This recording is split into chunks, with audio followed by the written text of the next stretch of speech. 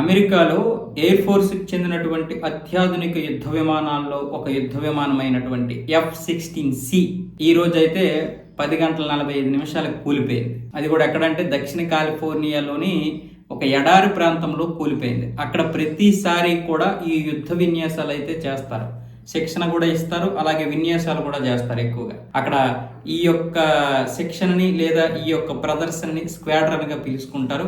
అది thunder birds కి చెందినటువంటి F-16c అయితే కూలిపోయినట్లుగా థండర్ బర్డ్స్ కి చెందినటువంటి అధికారులు ధృవీకరించారు. ఆ యుద్ధ విమానం కూలిపోయింది. అయితే పైలట్ మాత్రం విమానం కూలిపోవడానికి ముందే పారాషూట్ సహాయంతో బయటకు వచ్చేసాడు. ఈ యుద్ధ విమానాలు మొత్తం 6 యుద్ధ విమానాలు ఈ శిక్షణలో పాల్గొన్నాయట. అందులో ఒకటి కూలిపోవడం జరిగింది. దానికి సంబంధించి అటు థండర్ బర్డ్స్ అధికారులు, ఇటు ఎయిర్ ఫోర్స్ అధికారులు అందరూ కూడా దీన్ని అయితే ధృవీకరించడం జరిగింది.